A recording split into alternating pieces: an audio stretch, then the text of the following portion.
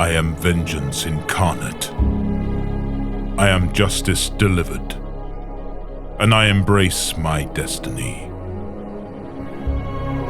I will not let my suffering consume me, nevermore.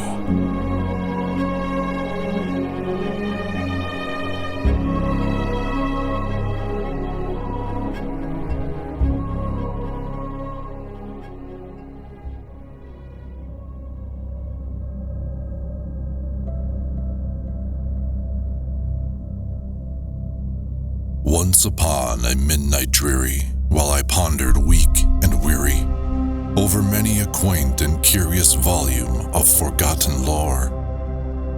While I nodded, nearly napping, suddenly there came a tapping, as of someone gently rapping at my chamber door. "'Tis some visitor," I muttered, tapping at my chamber door. Only this, and nothing more.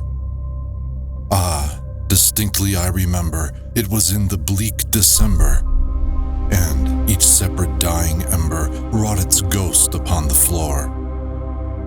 Eagerly, I wished the morrow. Vainly, I had sought to borrow from my books surcease of sorrow for the lost Lenore, for the rare and radiant maiden whom the angels name Lenore, nameless here, forevermore. I used to think there was a righteous justice, that whatever I did, it served humanity. There is only one way left to aid mankind, and it does not include our survival. This is not our universe, and it never was. You cannot create legends and myths in a laboratory.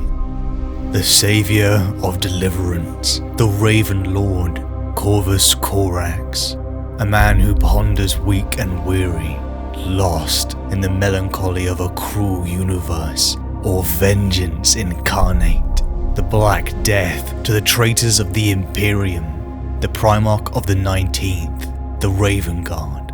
He is a figure of myth to a story told and retold thousands of times, a lord to a legion that stalks the enemies of the Imperium, waiting for the perfect moment to deliver the killing blow before melting back into the darkness once more. But who is the Ravenlord? Who is Corvus Corax? How did he wage war? How did he think? How did he endure? His story begins in the 30th millennium. A child rested within a gestation capsule. Brief glints of a face were seen through the cracks of his eyelids. It felt like a dream. But everything changed as this capsule, deep in the earth of terror, was ripped out, torn into the tide of the reflective plane of madness, the warp. Claws scraped against the glass and metal. Creatures of sentient thought were trying to break in. The capsule was strung along these ocean tides until it suddenly burst back into real space, and a young boy emerged from the wreckage. It was cold. The capsule had crashed and sunk deep into the core of a world, the moon of Lycaeus, deep beneath a frozen glacier. The boy looked around himself, rationalizing and understanding his environment in a way that was beyond human. Where was he? He had no memory of how he was here. Who was he? Number 19. It was something he knew deep inside the core of his being. He was number 19. In a situation where any of us would be overtaken by fear and dread, he showed none of this, only simple confusion. Voices. The boy began to hear voices getting closer, and the sound of a high-pitched buzzing. Moments later, the small chamber the boy and his capsule wreckage occupied was broken into. Men and women in blue overalls, carrying strange machinery, peered into the chamber of near darkness and was stunned. A child, with deathly pale white skin and midnight black eyes, that would come to see more than most mortals could ever dream. These were the first humans the boy had ever seen. A voice called from behind them, screaming at them for stopping. A large man then stepped forward, wearing a different uniform and carrying a whip in his hand. His shouting stopped as he glanced at the strange child. It was impossible to find someone here. A small girl stepped out from the machinery, trying to peer at the commotion. The man with the whip told her to get back, snatching hold of the young girl's hair. The young boy did not like this man. He hated his unjust cruelty. He hated the noise of the girl screaming. We all remember that anger. It comes from witnessing cruel men bully others, especially someone who couldn't protect themselves. The boy lunged forward, slamming the vile man to the ground, and then pulling off his head, offering it to the small girl. She smiled as the humans in blue overalls began to panic. Her name was Euphemia Nasturi. She asked his name. He was 19. Number 19. A child had been discovered kilometers underground, packed around rock and ice. The blue uniformed humans were afraid, but also intrigued. Something was different about this child. His speed, his strength, the sheer aura of majesty that overtook them when they glimpsed him. He was special. He was a jewel found under ice and stone, something that had to be hidden from the men with whips.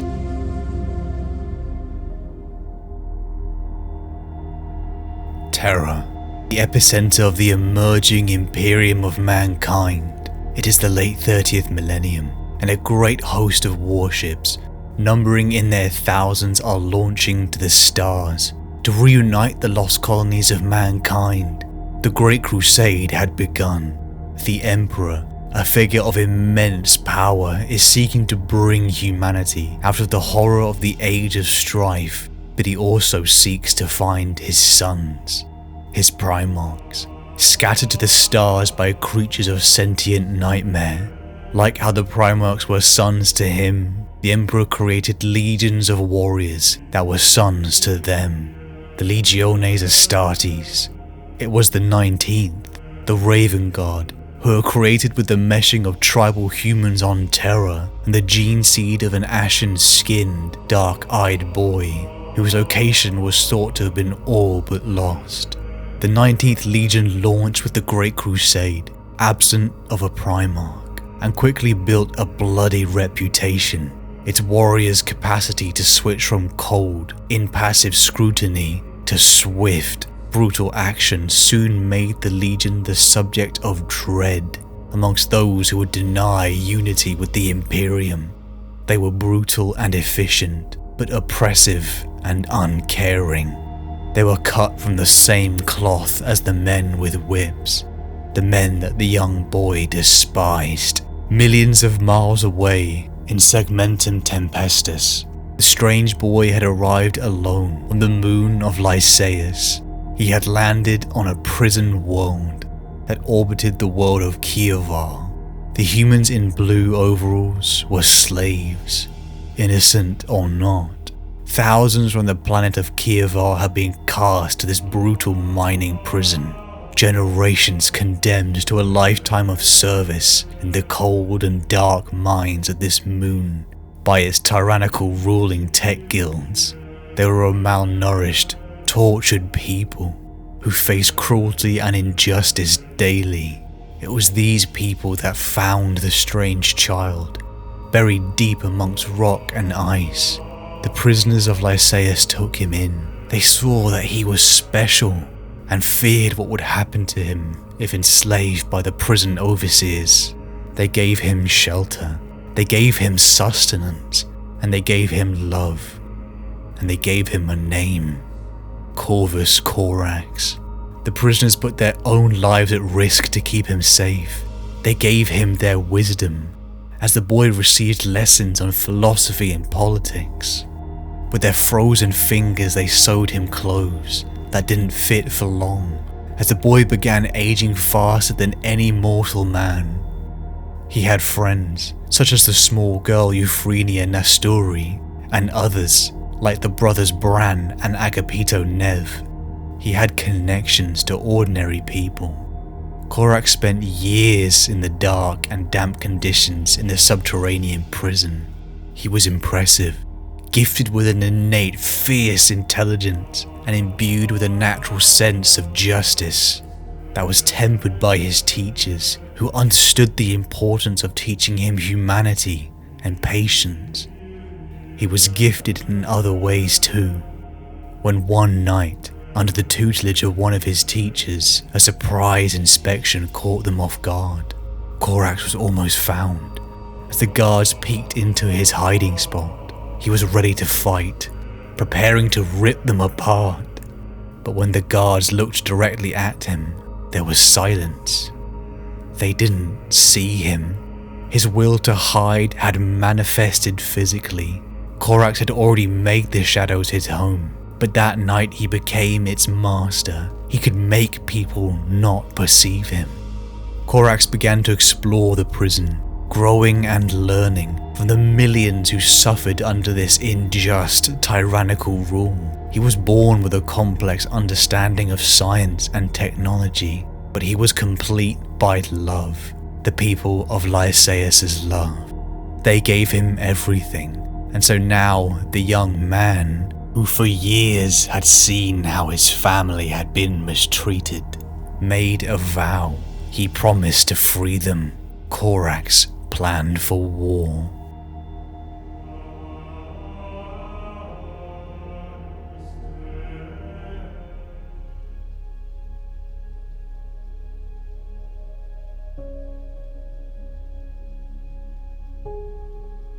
Yes, you have brothers, said the Emperor, smiling at his son's delight. 17 of them. You are the Primarchs, my finest creations. 17? Corvus asked, confused. I remember that I was number 19. How can that be so? The Emperor's expression grew bleak, filled with deep sorrow. He looked away as he replied. The other two, he said. That is a conversation for another day. Where are my brothers now? Are they with you?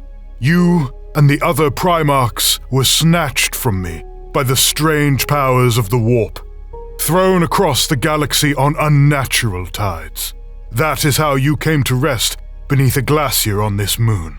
Yes, I have seen what befell you, learning your life the moment I laid eyes upon you. The rumor of you, of a magnificent being who led a rebellion here, has traveled farther than you realize, and it was word of this that attracted my attention. Your brothers, those I have found, were similarly scattered to far-flung worlds. Like you, they are all great warriors and leaders. That was my gift to you. You are supreme commanders, with intellect and physical ability unmatched by anything in the mass of humanity. I engineered you from my own genetic structure to be my sons and my lieutenants in the Great Crusade.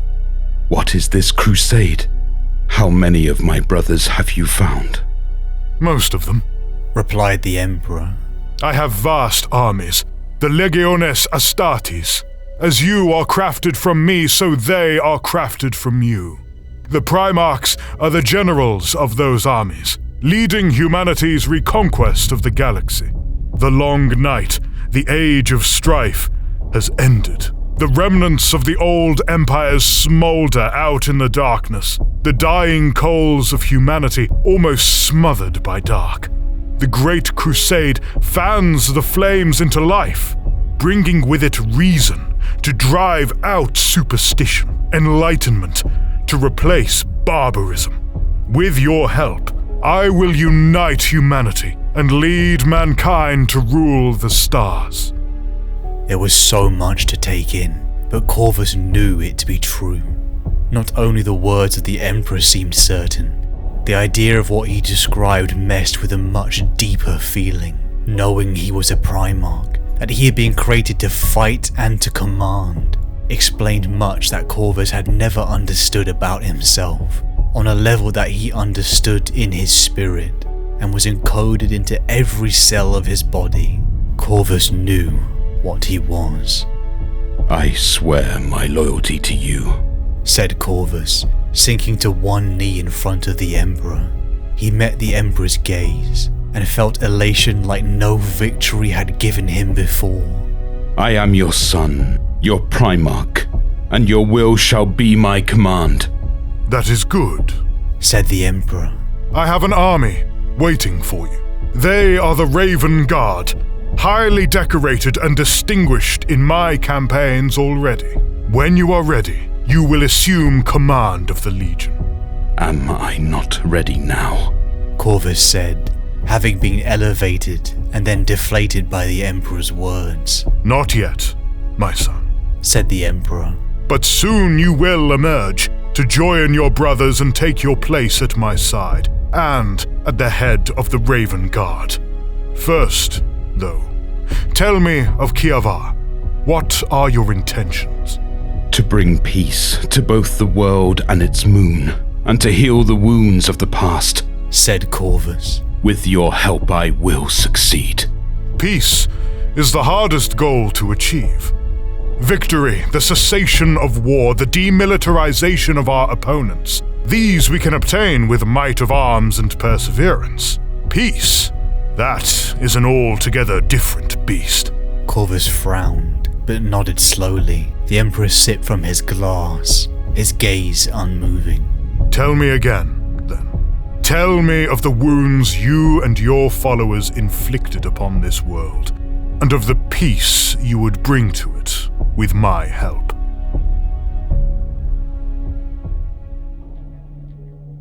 The boy had become a man, filled with an absolute hatred for the oppressor and cruel. Corax vowed to free the people who had cared for him. He felt for them. He truly cared. He began to plot. Using his gift of near invisibility, Corax explored far into the other complexes of the prison world, speaking to the people, the young and old, the innocent and guilty. Thousands were awestruck by the majesty of this demigod figure. You could imagine being in front of him, emotions of wonder that spilled forth, but yet also some fear too, as you realized he could crush you without effort. Corax created a network, links on a chain, bonded by unjust cruelty and oppression. Corax as a lone figure mastered the shadows, even hiding in plain sight in front of the cruel overseers. After years of patience, gathering intel, supplies, and willing recruits, they were ready, and Corax and his million-strong slave army rose up. The conflict was brutal. Many thousands gave their lives for freedom, young and old alike. No matter how long Corax lived, he would always be haunted by what he had asked of his people, even remembering a young 13-year-old girl who gave her life in a sabotage mission. Some never got the chance for freedom, poisoned by the overseers in an attempt to punish the rebels. Corax gave special treatment to those who delved to such depravity. The family that had raised the Primarch fought with him, side by side, until millions like Euphronia Nastori, Bran, and Agapito Nev breathed their first free air. Lycaeus was free, and at the zenith of this victory a golden eagle stormbird descended from the sky. Golden light spilled out from its ramparts. The rebels murmured with wonder and cried tears of joy. Corax simply saw a normal man, until when the figure came close enough, he was hit by a wave of reverence. A golden warrior, so majestic, so perfect. Wisdom poured from the stranger's eyes. It was his father, the Emperor of mankind. The Emperor had come for his son, and the two spoke for hours, the awkwardness of strangers quickly fading. Corax had always been aware of his uniqueness. He had gifts and intellect that was beyond any mortal, but this also isolated him too. Even his friends looked at him with wonder. Now in the ashes of victory and freedom, he wasn't Corvus Corax to them, he was the savior.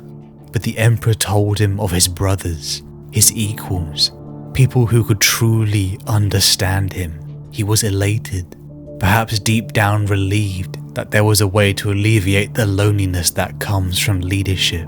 The Emperor asked Corax his intentions: to bring peace to both the world and its moon, and to heal the wounds of the past. It was in a way naive. Peace is the hardest goal to achieve, and Corax needed to learn the truth about the hard road to peace.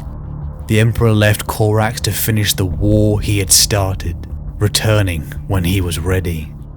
Lycaeus was free and renamed to Deliverance, but the moon was still in danger from the tech guilds on the planet Kievar. The rebels were outnumbered, facing a superior force in technology and numbers. Even as the guild sought to launch a counterattack, Corax knew the terrible order he must give. Using the steep gravity well that tethered Kievar and its moon, the Primarch committed a full-scale atomic bombardment of the vast Manufactorum cities below. Victory was achieved. Thousands died, but millions were saved. At least, that is how Corax justified it. Even as men, women and children burned on the surface, as each separate dying ember wrought its ghost upon the floor.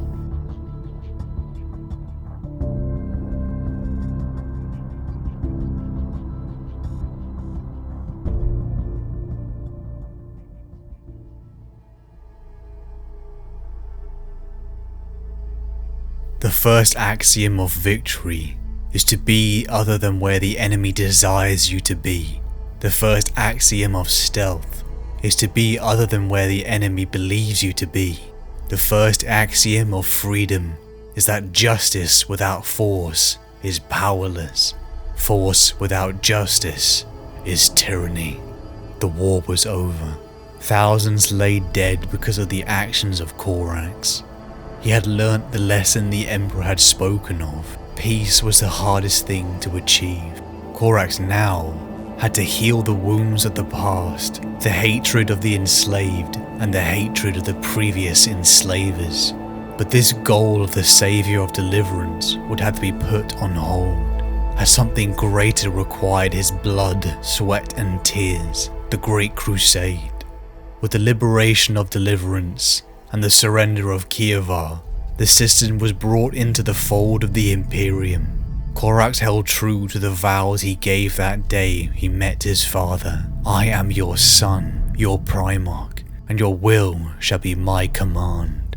As a leader of a rebellion, Corax had no true experience of war, armies, supply lines, sieges, or logistics, and spent some time under the tutelage of the Emperor and his brother Rabute Gilliman, his Primarch brain absorbing the information in a way that he was able to add his own thoughts and perspective to it. Even spending time with his brother Fulgrim, before a boy who grew up in damp and claustrophobic conditions, he found no comfort in the lavish halls of the 3rd Legion. Opulence was too much of a reminder of his people's oppressors, and he was more at home in humble places. When he was ready, his father gifted him his sons, the 19th, the Raven Guard Legion, thousands of warriors created from his own genetic material. But when Corax met with his sons, he was not impressed. The 19th Legion had over a century of conflict under their belt, and had brought thousands of worlds into Imperial compliance, but the way they fought disgusted the Primarch, often using their tactics of infiltration to place themselves behind enemy lines, to enact cruelty, and to cut down retreating survivors. They had developed a culture of being cold-blooded killers, uncaring brutes who took joy in oppressing those that they saw as beneath them. Several of the Legion's high-ranking officers were displaced or reassigned to non-command roles, including Lord Arcus Fall, who had commanded the 19th for over 3 decades. Veterans who had fought since the early days by even Horus's side were banished, given autonomy to fight far from their Primarch. With Legion and Primarch reunited, the 19th could become a fully fledged member of the Great Crusade. But for this path it needed more warriors, and who better than the warriors of Just Heart? The free people of Deliverance chose to follow their saviour.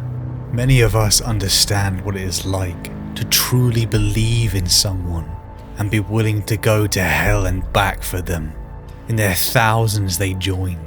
Many like Euphemia, the girl who had been with him since the start, joined the ranks of the crew and maintenance. And for many others, like Agapito and Bran, they gave themselves to something higher. As many of the young boys who gave their blood in the name of liberation joined the ranks of the Legiones Astartes. Corax's family followed him to war, to the stars, and Corax valued them, for they understood his values. The first axiom of freedom is that justice without force is powerless. Force without justice is tyranny. Corax wanted to wage a just war. He had to fight for something right, and he found that in the liberation for the slaves of Deliverance. And again, he found it in the Imperial truth. The long night, the age of strife has ended. The remnants of the old empires smoulder out in the darkness, the dying coals of humanity almost smothered by the dark. The Great Crusade fans the flames into life, bringing with it reason to drive out superstition, enlightenment to replace barbarism. Corax, his family, and his legion headed to war. Take the universe and grind it down to the finest powder and sieve it through the finest sieve, and then show me one atom of justice, one molecule of mercy, and yet you act as if there is some ideal order in the world, as if there is some righteousness in which the universe may be judged. What is just? Is one person's justice someone else's injustice? We are all the villain in someone else's story, and by whose code do we judge the righteousness of one's anger? Corax and the 19th casted themselves across the galaxy, blazing a trail from warzone to warzone, bringing worlds into Imperial compliance for the Great Crusade. Corax began moulding his legion on the principles and tactics he had learned upon Deliverance, to his Terran and Deliverance-born sons. The Raven Guard were masters of stealth, embracing covert tactics over brute force. To the thousands of hostile Xenos and non-compliant worlds, they would find their defeat planned with a masterful stroke. Superhuman-sized warriors would emerge from the shadows in lightning-fast raids, led by a figure that could be barely glimpsed by the human eye. Corax's personal combat prowess was staggering. Armed with his lightning claws, he was the Raven, an omen of death, as none could match his speed, combined with his ability to mask his presence. Numbering amongst the greatest duelists in the Imperium, even amongst his brothers, the Legion and the Primarch fought non-stop for decades. Where they could, Corax and the Legion minimized civilian casualties as much as possible. The tactics reflected the man perfectly, but not all saw its wisdom. Horus, the first found son, loved by all, had tension with the Ravenlord. The Battle of Gate 42 was forever in the conscience of Corax, as the newly appointed War Master Horus was eager to show results following his ascension. Horus utilized the Raven Guard in a frontal assault, whilst the other ally legions finished off the enemy. It was counter to the legion's ethos and tactics, and many of Corax's sons died because of Horus's vanity, seeing people used as tools, cruelly wasting life. Perhaps Corax saw a hint at the behaviour he despised from the tyrannical tech guilds of his homeworld. He swore never to fight besides Horus ever again. But for all the Ravenlord's noble qualities, there is a darkness to his light. Down in the prisons of Deliverance, the boy was raised by people who were oppressed. Many people whose crime had been having a different opinion, people who were destitute, and people who were just born there. They were angry. They wanted justice, but many wanted vengeance. Corax's genuine desire for justice was always followed by the shadow of vengeance. It burned him when the guilty avoided the justice he thought they deserved. His sons Agapito and Bran loved their savior, their Primarch, but were cowed when Corax's anger overtook his strategic mind. Over the Great Crusade, many Raven Guard would be the cost of this weakness. This thin line between justice and vengeance scared him, because of the grisly reminder of his dark potential, his dark mirror, the Night Haunter, his brother Conrad Kurz. Conrad echoed his brother in ways that terrified Corax. Their skin shared death's pallor. Their eyes were sinister orbs of ink. They were both guided by a sense of justice, but one a liberator and the other a torturer. Both dominated the shadows, calling them home. Conrad was a reminder to Corax what he could have easily been without the love shown to him as a boy, and also what he could still be when his inner monster was unleashed. For all of us, it is our light that most frightens us. We fear standing out. We fear taking the steps to be the best versions of ourselves, but it was his dark that most frightened the Raven.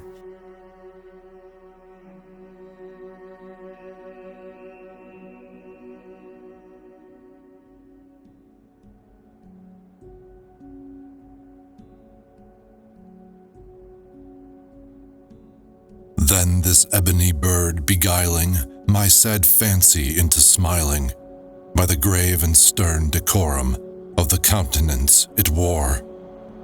Though thy crest be shorn and shaven, thou, I said, art sure no craven, ghastly grim and ancient raven wandering from the nightly shore. Tell me what thy lordly name is on the night's Plutonian shore. Quoth the raven, nevermore. Much I marveled this ungainly fowl to hear discourse so plainly, though its answer little meaning, little relevancy bore. For we cannot help agreeing that no living human being ever yet was blessed with seeing bird above his chamber door, bird or beast upon the sculpted bust above his chamber door, with such name as Nevermore. Lorgar's grey eyes danced with the light, despite the strain on his body. The opposite of chaos is not order, brother. It is stasis. Lifeless, unchanging stasis. With a last grunt, Lorgar's strength gave. Quivering hands could no longer keep his brother's weapons back. Here it is, Corax promised in a hiss, his saliva flecking Lorgar's eyes and cheeks. Here is the death you so richly deserve. The claws reached his brother's face. Slowly, the metal burning hot, they sliced over Lorgar's golden skin, inch by inch, blackening the golden flesh, cutting into the meat of his cheeks. Even should he escape, he would bear these scars until the day he died. He knew this and did not care. The psychic fire wreathing them both flared in response to Lorgar's pain. Corax closed his eyes to spare his sight, and instinct cost him his quick victory. Lorgar threw the Ravenlord back again. The Luminarum rose, ready to strike, before a burst of smoky fire launched the Ravenlord up from the soil to come down on Lorgar from above. The Wordbearer smashed the first claw aside, striking the fist with enough force to shatter the gauntlet completely. But even as the scythe-long claw blade span off into the surrounding melee, the second claw struck home. Meter-long talons sank through Lorgar's stomach, the tips glinting to the side of his spine as they thrust from his back. Such a blow meant little to a Primarch. Only when Corax heaved upwards did Lorgar stagger. The claws bit and cut, soaring through the word-bearer's body. Luminarum slipped from the impaled Primarch's fists. Those same hands wrapped around Corax's throat, even as the Ravenlord was carving his brother in half. For the Emperor, Corax breathed, untroubled by his weaker brother's grip. Lorgar crashed his forehead against Corax's face, shattering his brother's nose, but still he could not free himself. The Ravenlord gave no ground, even as a second, third, and fourth headbutt decimated his delicate features. But he lied to us. Lorgar spoke through lips that produced more blood than language. The claws jerked, snagged against Lorgar's enhanced bones. Corax tore them free, inflicting more damage than the first impaling had done. Blood hissed and popped as it evaporated on the force-fielded blades. Father lied, Lorgar said again. He was on his knees, hands clutched over the ruination of his stomach. Corax's black eyes gave nothing away. He stepped closer, his one functioning claw raised to execute his brother. Do it, Lorgar snarled. The psychic wind, the misty fire, all were gone now. He was as he'd always been, Lorgar, the 17th son, the image of his father, the one soul in 20 who never wished to be a soldier. And here he would die, at the heart of a battlefield. The foul irony of the moment settled on his shoulders, feeling grotesquely apt. He couldn't move his legs.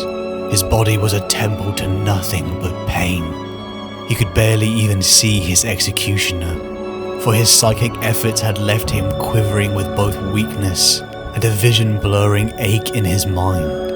A faint outline met his gaze, the blurred image of scythe blades raised high. Do it! Lorgar screamed at his brother.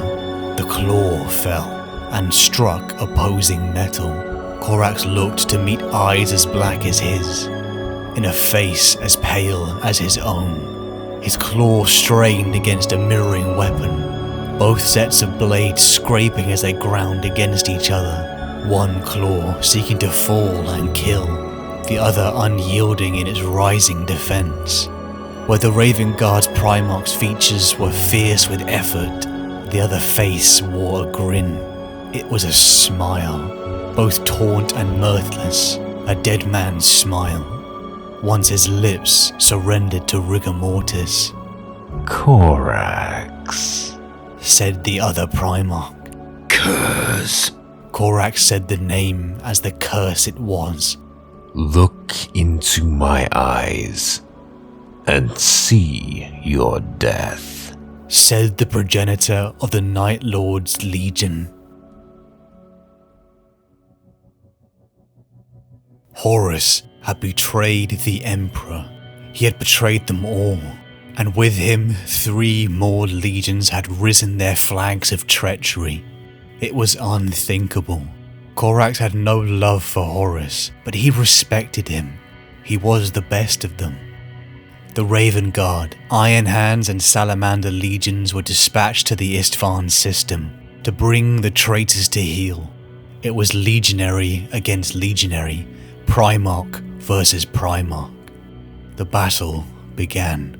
A symphony of violence so overwhelming it was like the very universe was ending.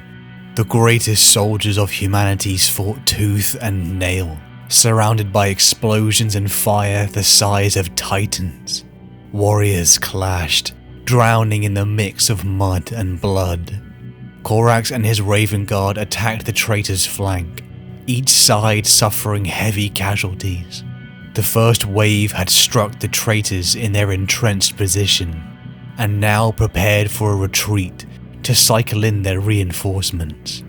The Iron Warriors, Night Lords, Alpha Legion and Wordbearers stood upon the hill to their rear, and as the Raven Guard approached, dragging their wounded and dead behind them, they voxed their brothers, glad to see them. But an eerie silence fell between them. Something was wrong. A lone flare shot skyward, exploding in a hellish red glow, and the 4 legions fired. Corax had seen numerous, untold atrocities in the name of enlightenment, even himself being a part of conflicts he was not proud of. But for the first time in his life, Corax cried. The Raven Guard fell in their thousands as the Iron Warriors, Night Lords, Alpha Legion, and Wordbearers unleashed their volley. They were surrounded.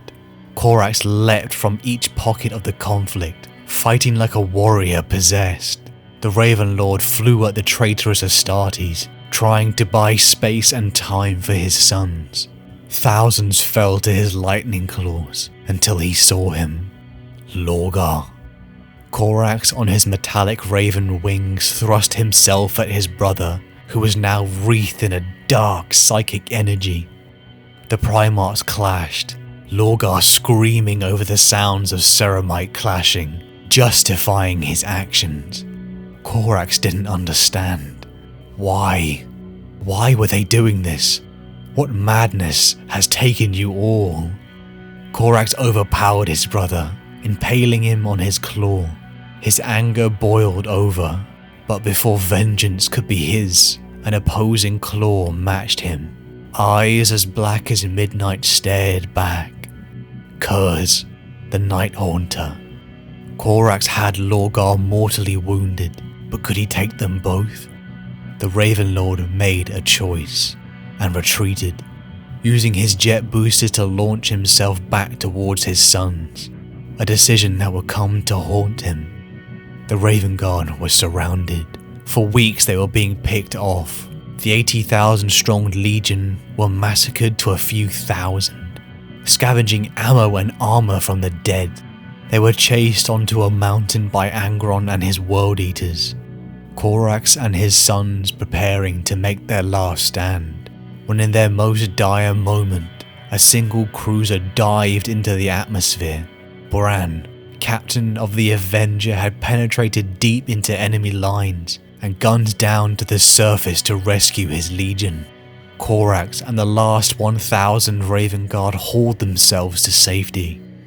The Ravenlord and the legion were bloodied. Thousands of their friends and brothers lay dead. Each separate dying ember wrought its ghost upon the floor of Istvaan 5. They were betrayed. The legion was in ruin. Thousands of the children of terror and deliverance were gone. The soldiers who had put their trust in the Savior were gone. Corax was a broken, wounded thing as he pondered weak and weary about the hell he had just survived. He knew he had to think of the Legion, the Imperium, his father. Corax set the Avengers' course for Terra.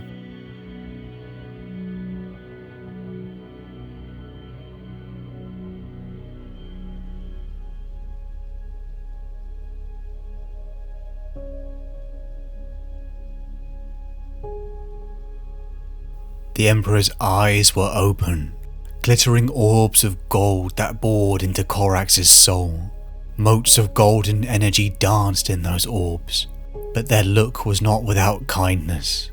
The Emperor stood, his armor melting away into wisps of golden thread, to be replaced by robes of flowing silver that had cascaded from his body like an argent waterfall. The Emperor stood, seeming diminished in size but not presence by the removal of his armor, forming insubstantial steps that allowed the Emperor to descend as effortlessly as a normal man walks down a flight of stairs. The Emperor reached out a hand, and Corax felt hot fingers upon his brow. Energy flowed through the Primarch, knitting his shattered bones, stemming his pouring blood, healing wounded muscles and organs. The Primarch gasped, filled with love and adoration. Stand. Corax did as the Emperor commanded, his strength restored. I am sorry, Father, said Corax, dropping to his knees once more. I know that your labors are important, but I have to speak with you. Of course you do, Corvus, said the Emperor. The majesty and power had gone from his voice, leaving only a tone of respect and admiration. You have endured much to come here. Corax felt a hand on his arm, and he straightened under the Emperor's guidance. His father appeared less majestic, the light dimming beneath his skin, his face taking on the features of a normal man with brown eyes, while long, dark hair flowed from his scalp. Is this your true face? Asked Corax. I have no such thing, replied the Emperor. I have worn 1,000,000 faces over the millennia, according to need or whim. I remember this one, said Corax, dimly recalling a dream he had glimpsed when in the glory of battle. You wish to sacrifice your legion? The Emperor seemed genuinely surprised. In what cause? I do not do it out of woe, but necessity, explained Corax. I must atone for the failure at Istvaan, for it will tear me apart as surely as my wounds did, if allowed to fester in my heart. Forgive me, but I cannot defend Terra, idly awaiting my fate to come to me. The Emperor did not reply for some time, his brow creased slightly with deep thought. Corax waited patiently, eyes fixed to the Emperor's face. I concur, the Master of Mankind said eventually. It is in your nature to cry havoc and wreak the same upon your foes. Yet there is no need for sacrifice. I am reluctant, but you have my trust, Corvus. I will grant you a gift, a very precious gift. Once more the Emperor reached out his hand and laid it upon Corax's head. For an eternity Corax was overwhelmed by the mind of the Emperor.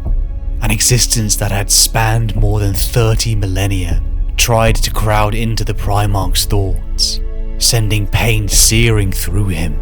In a moment the pain had ceased, the imprint upon his memories a shard of what had come before, the tiniest fraction of the Emperor's being.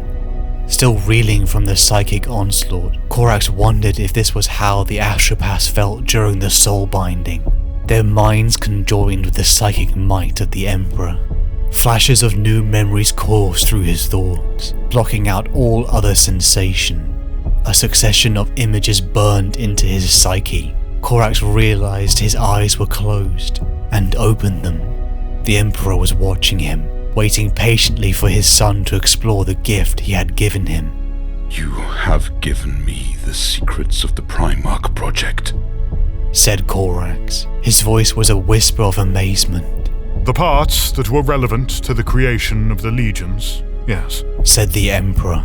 He did not smile. I must return to the webway. My absence will be sorely missed. That is all the help I can offer you.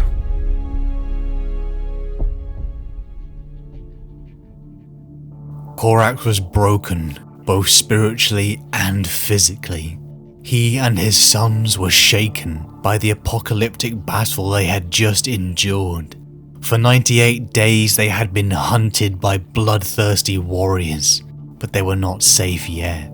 It was a nerve-wracking escape for the crew and the survivors aboard the cruiser, the Avenger.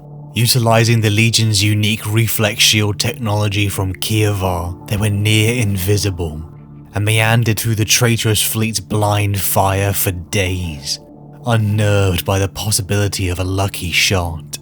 Corax sat at the command throne, never resting, vigilant for any course changes or updates. It was upon his lonely throne the Primarch began to ponder. He was filled with regret. Perhaps he should have faced Kurz, Lorgar, and even Angron. It would have cost him his life, but wasn't that worth it? To deny the traitors valuable leadership in the war? Wouldn't that save millions? When he had liberated his home, he had dropped atomic bombs on the planet Kievar. He killed thousands, but he ended the war, saving millions. A deep melancholy cast its shadow over Corvus Corax. He was a Primarch with a superhuman frame, but he willed his wounds not to heal, punishing himself for his perceived failures. He told his sons, "We have no room for hope. We plan and we act. Hope is for dreamers and poets. We have our will and our weapons, and we shall dictate our own fate." Bold words, but devoid of the spirit he had inherited from the people who had raised him. Corax and the surviving Raven Guard made their way to Terra through ever-increasing violent warp storms, and after a grueling journey, they made it to the Sol system. They were met with suspicion, but finally Corax made it to the surface, greeted by Malkador the Sigillite and his brother Rogel Dawn. He demanded to speak with his father, only to be rebuffed. He argued with Dawn and Malkador, telling them that they could not stop him, but they were silenced. A presence entered the Primarch's mind.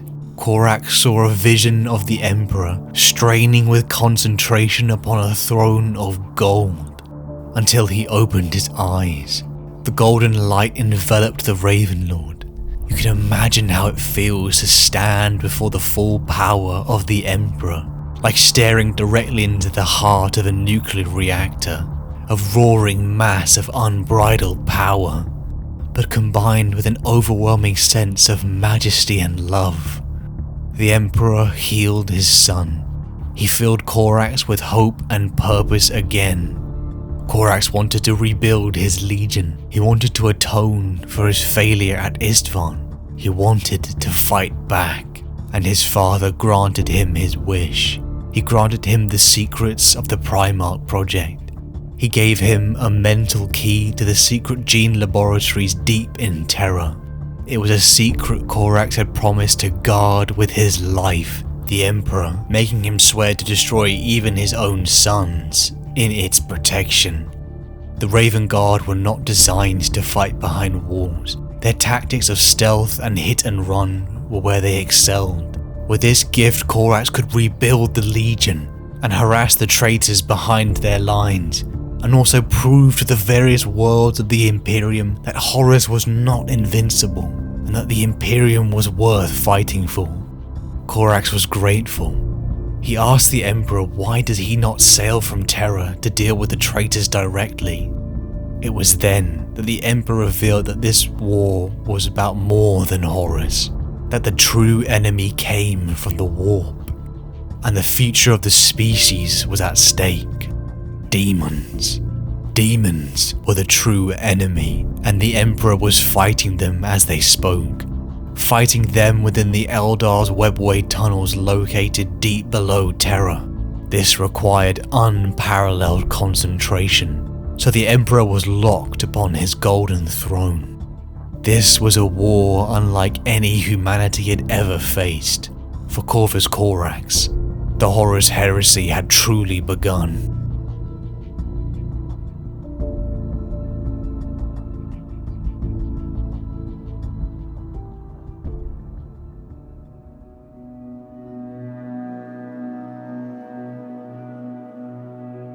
Chaos, the warp, the true enemy.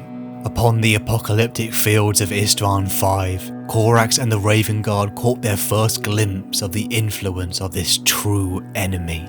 The Galvorbak, Lorgar's blessed sons, were the first to dive into the Raven Guard lines when the betrayal was revealed. They were transformed, their bodies enlarged, spikes of bone, jutting hooves and knotted muscle burst from their armor. They were like ravenous beasts that took moments of pleasure drinking the blood of the fallen Astartes. This strange influence wreathed Lorgar during the Primarch's clash, and now his father, the Emperor, was fighting it inside the webway located below Terra. It was the Emperor's secret project, utilizing the Eldar's webway tunnels instead of the warp. But this chaos had broken into the webway itself, forcing the Emperor to use all of his psychic might to protect Terra's gates, lest demons overrun it. Corax couldn't understand. Why had his brothers allied themselves with entities of the warp? Why did they betray the Emperor and the Imperium? This blindness was something that many, such as his family, Bran, Euphrenia, Agapito, and many other ordinary humans who fought with the Ravenlord had come to see. He did not understand that truth was subjective, not an absolute. Take the universe and grind it down to the finest powder and show me one atom of justice, one molecule of mercy. Justice was a construct of a subjective experience. It was a Primarch's weakness.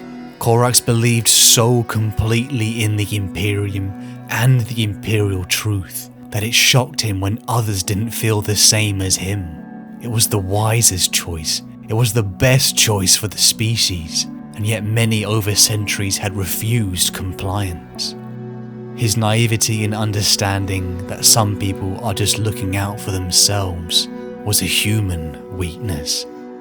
Corax, Bran, Agapito, and the now elderly Euphrenia were with him, aboard the Avenger, the Gene Seed project in tow, and his surviving Raven Guard and a contingent of Custodes set course for Deliverance and Kievar. They were heading home. This resurgence was desperately needed by Corax. There was a part of him that was damaged since Istvaan, though perhaps it had always been a part of him. This melancholy that many of us have had the misfortune of experiencing, the feeling of being tired with the world. A mind fog that cannot be easily shaken, preventing any moments of joy or happiness. On rare occasions throughout the Great Crusade, an unlucky legionary of the Raven Guard would find an overwhelming depressive state would envelop him. His hair would darken, his skin would pale. Something within would meld stronger with the gene seed of Corax. Only death or fierce constant battle were the only options for release. It was this part of himself that Corax feared the most, the part he had told his father he was most afraid of, the part which could turn him more into his dark counterpart. Curse. The Gene Seed Bank gift was more important than Corax would ever realize. Arriving back into their home system, the Legion reunited with the garrison upon Deliverance. Only 4,000 Raven Guard existed in the galaxy, but that number was going to change. Arduously extracting the specific gene seed from the Gene Seed Bank, Corax could create legionaries with the maturity rate of a Primarch. Decades could be shortened to months.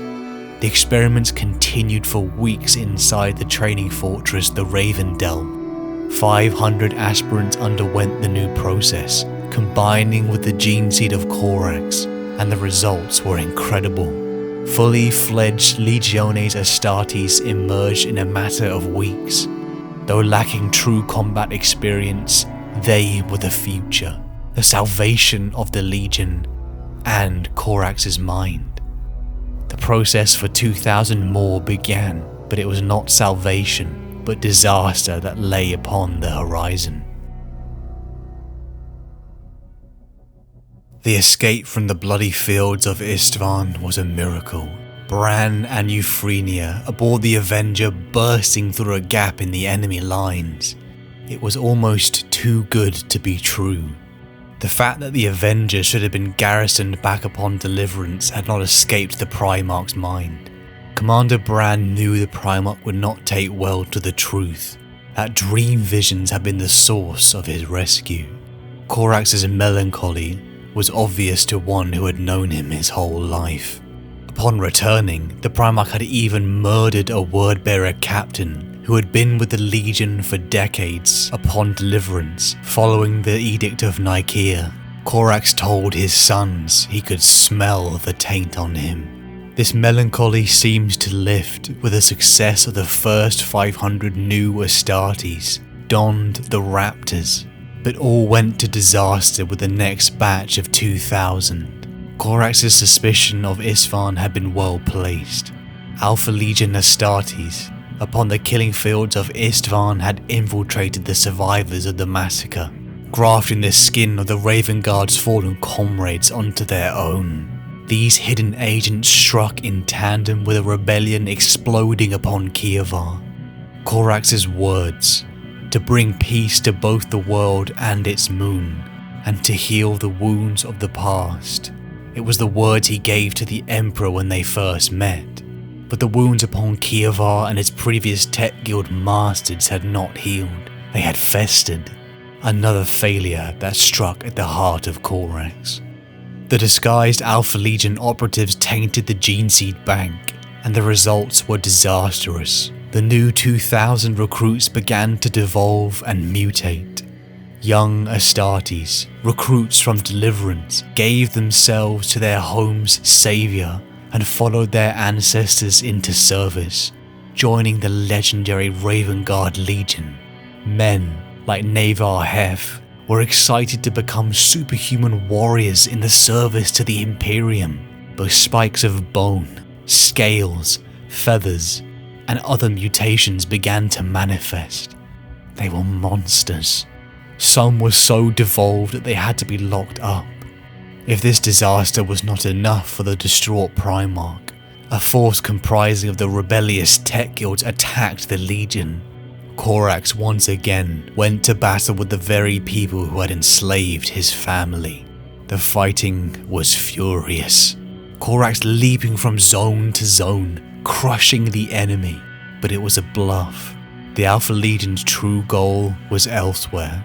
The Tech Guilds were just a distraction. The Raven Delve, the Gene Seed Bank, was left exposed. Corax was furious.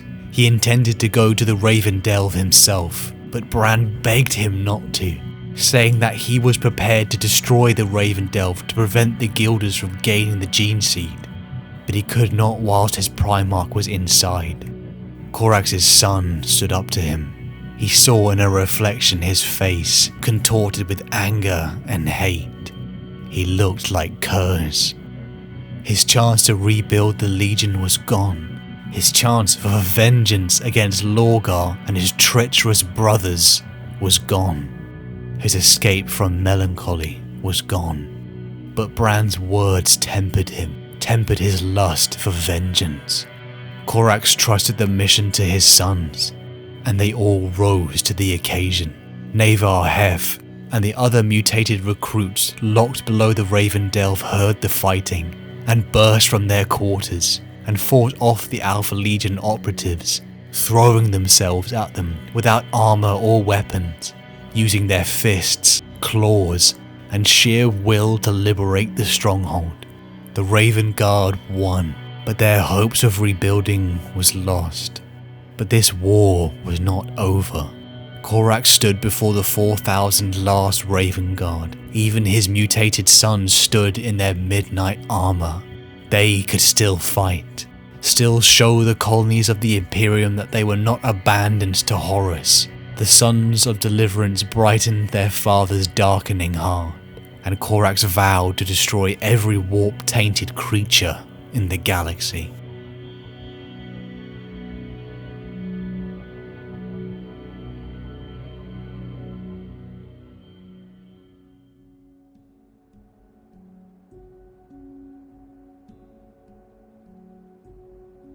We have been touched by forces beyond the Emperor's own design. You know this, brother, as well as I do.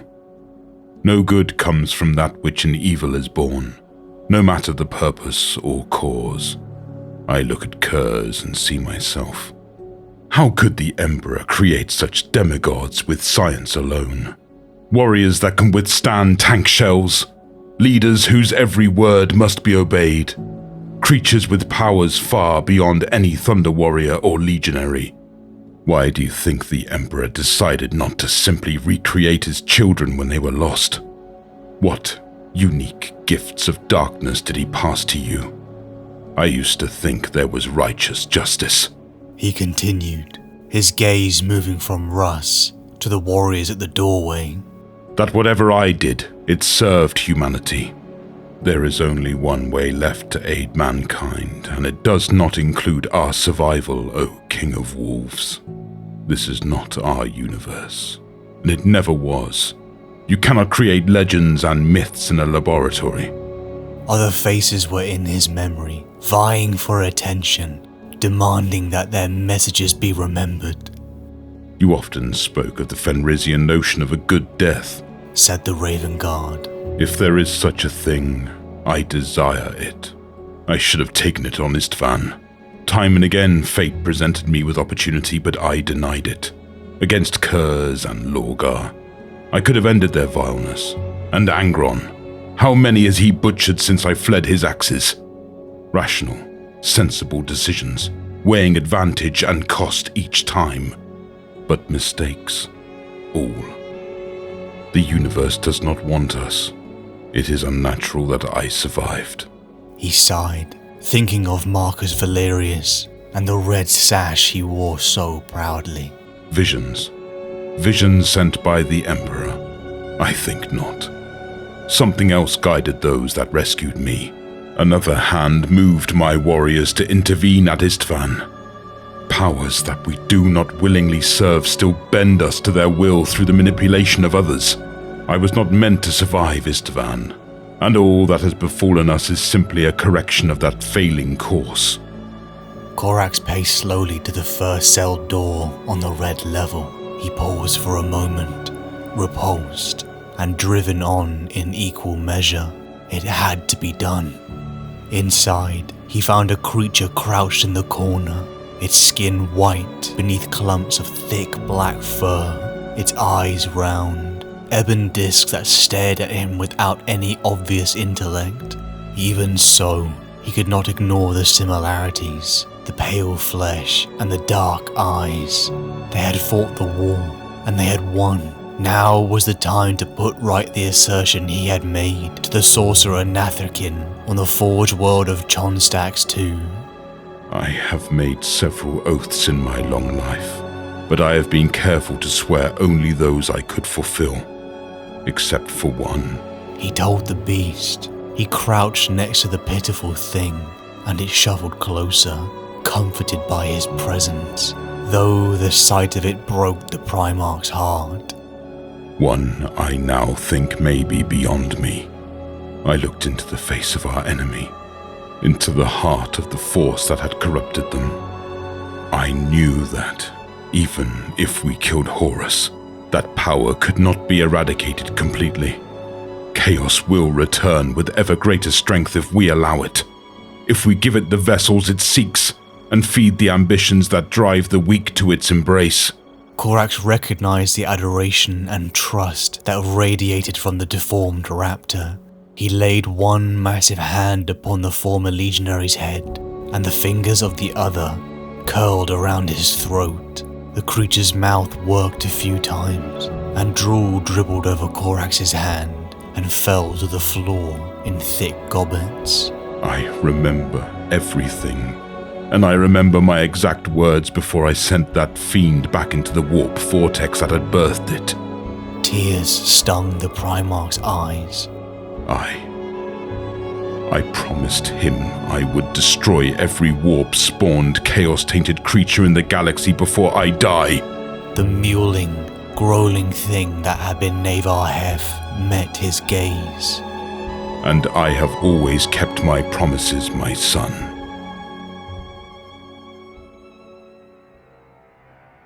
Corax and the Legion fought back.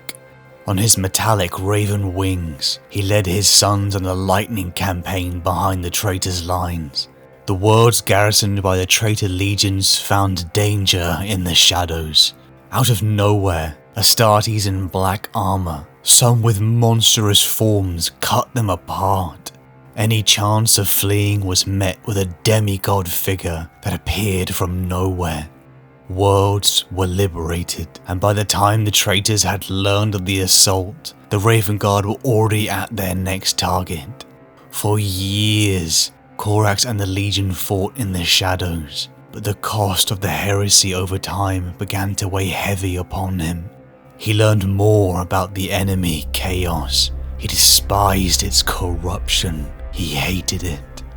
So when he learnt the truth about himself and his brothers, it cut deeper than any physical wound. The Primarchs were creations of science and the warp. Corax hated part of himself. The surety of the Imperial truth that had guided him to raise worlds was a lie. Weak and weary, the Ravenlord pondered his place in the galaxy. As the fires of the heresy crescendoed, Corax found his brother, Leman Russ, and his space wolves under siege. They too had been decimated by the traitors over years. They too had sons that had been transformed by the influence of the warp. The Wolfen, to match Navar Hef's mutated Raptors. It was at the moment of near defeat, a ghastly, grim Corax lamented to his comatose brother. He should have taken the death offered upon Istvaan. He had failed his people. He hadn't avenged the massacre. His naivety had cost lives. He was a creature of the warp. His desire for vengeance was almost consuming him. Though both the Raven Guard and the Space Wolf survived, the darkness never left Corax. News came from the Sol system. After 7 brutal years of conflict, the heresy was over. The Loyalists had won, but the Emperor was crippled and was interned upon the Golden Throne. Corax felt heavy, carrying the burdens of trauma and failure that not even his family could lift. Something that became worse as he had one more promise to fulfill. The second batch of Raptors, sons like Navar Hef, had been mutated by chaos, but they had fought side by side with their father and brothers throughout the heresy. They gave their blood, sweat and tears for Corax. They deserved more, but over time they were getting worse. They were devolving, locked away as they began to fall to frenzy and madness. Over 1,000 of Corax's brave sons were in pain. With tears in his eyes, he kept the promise he had made to destroy every warp-spawned, chaos-tainted creature in the galaxy. Corax killed them, one by one, with his bare hands. The responsibility was his. The Ravenlord was a giant, a powerful demigod figure, but everyone has a limit. Corax locked himself in his personal chamber in the Ravenspire upon Deliverance, begging daily for his father's mercy. For an entire solar year, the Saviour of Deliverance locked himself away from his sons, none able to bring him out. As the Legion held breath for what felt like an eternity, Corax stepped out of his chamber, a year to the day he entered. Something had changed. Perhaps the determination the people of Deliverance saw centuries ago had returned. Corax left the world alone, his midnight black eyes locked upon the warp storm, the Eye of Terror, and he gave his last words to the Imperium: nevermore.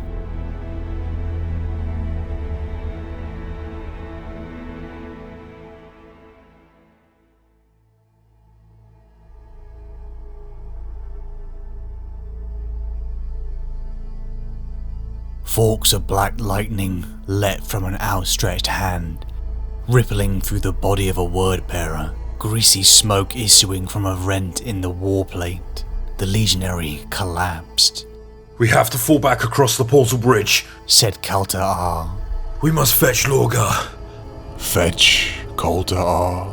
The voice came from behind them, as pure as molten gold in the dark apostle's soul. Its tones lifted his spirit in an instant, filling him with warmth. He turned, as did the others around him. The archway glowed with power, showing a vista of a gigantic citadel cathedral through the haze within its black frame.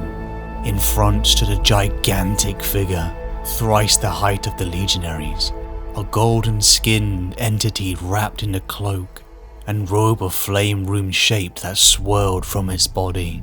In one hand it wielded a wickedly spiked mace that throbbed with black power. The other bore a rod of intricately wound metal, tipped with a three-eyed skull, layered with golden sigils that constantly weaved about each other. Eyes of uniform azure burrowed into Kalta'ar. I heard your woe, my son. The voice washed through the dark apostle like a soothing balm, stilling his agitation, strengthening his resolve. Still, the presence of his Primarch was near overwhelming, and he fell to his knees, head bowed. My Lord Aurelian, forgive my weaknesses. A creature of demonic spite has disrupted the great works here. I see no demon. Kalta'ar glanced back towards his brothers. The entity that had pursued them had reached the top of the hill amid a storm of bolter fire. It cast legionaries with the sweeps of glittering claws, leaving tattered remains draped across the stonework of the outer shrine. This is no demon. Lorgar raised his rod, beckoning to the blood-stained whirlwind tearing through the last of the Dark Apostle's warriors. Come to me, brother. With a last flurry of activity that turned another legionary to shards of ceramite and ribbons of flesh, the apparition coalesced into a recognizable figure. It was of equal height to the demon Primarch, clad in black battle plate with long taloned gauntlets. A pair of wings stretched out from its ornate backpack, fashioned as intricate metallic raven feathers. The face was as pale as snow, gaunt, the eyes as dark as coal, framed by a shoulder-length black hair. Kalta'ar felt his breath dying in his lungs as he looked upon the unmistakable features of Corvus Corax, the Primarch of the Raven Guard. A flurry of questions flooded his thoughts, but all remained unanswered as the Primarch spoke. What has happened to you, brother? I have ascended, said Lorgar. He indicated Corax with a twitch of his rod. I might ask the same of you. The Ravenlord strode forwards, intent on Lorgar Aurelian. Kalta'ar and his warriors scattered before him, grateful to be free of his wrath. Marduk and his coterie closed about the Primarch, but a look sent them away. I am what I always have been, said Corax. I am vengeance incarnate. I am justice delivered.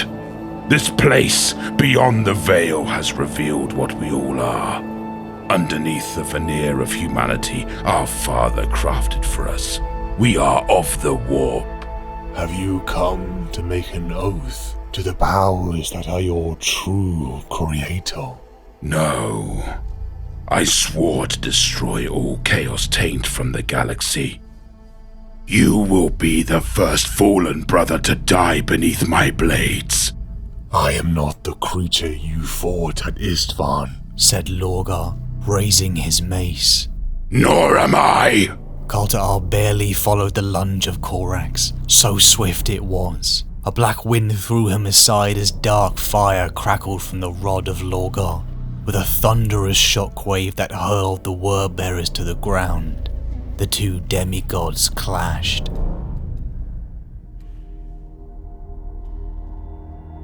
The Ravenlord pondered, weak and weary, but never more.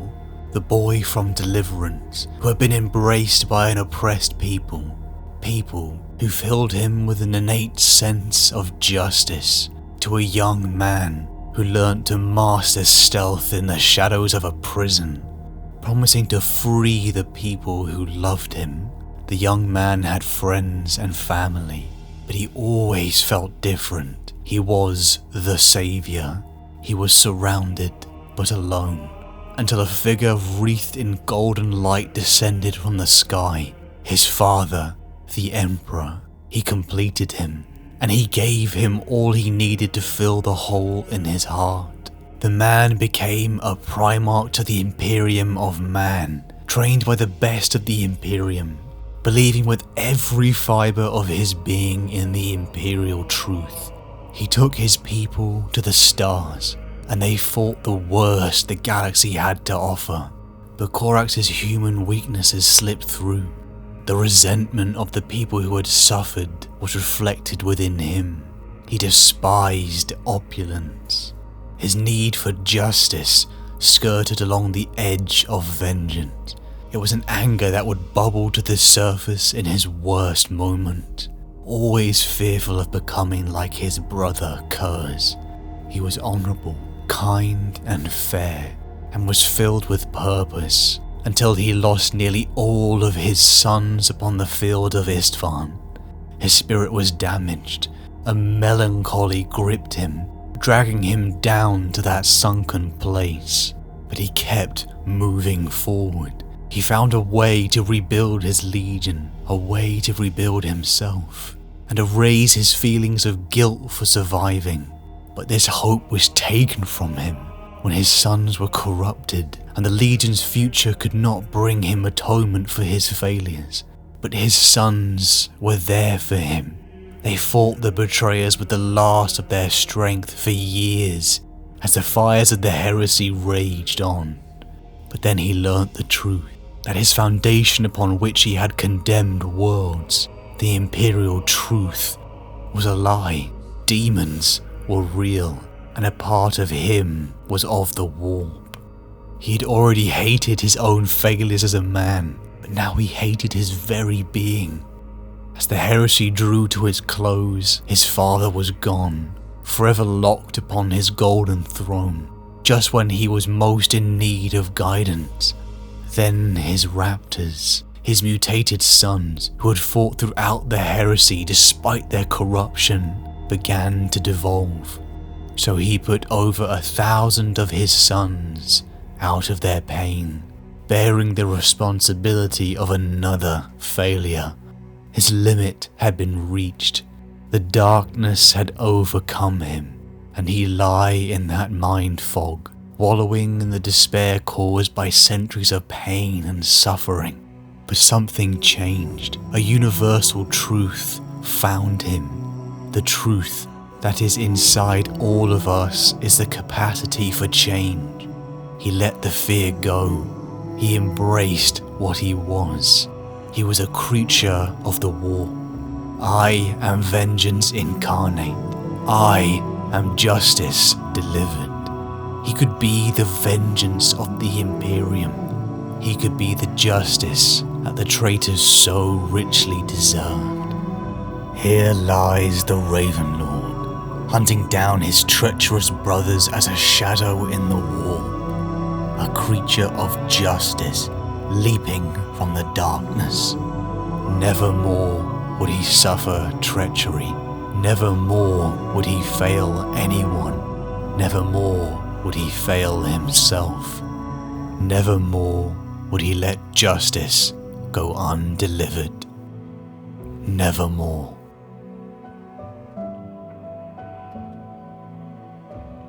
Be that word our sign of parting, bird or fiend, I shrieked, upstarting. Get thee back into the tempest and the night's Plutonian shore. Leave no black plume as a token of that lie thy soul hath spoken. Leave my loneliness unbroken, quit the bust above my door. Take thy beak from out my heart and take thy form from off my door. Quoth the raven, nevermore. And the raven, never flitting, still is sitting on the pallid bust of Pallas just above my chamber door. And his eyes have all the seeming of a demon's that is dreaming, and the lamplight o'er him streaming throws his shadow on the floor. And my soul from out that shadow that lies floating on the floor shall be lifted nevermore.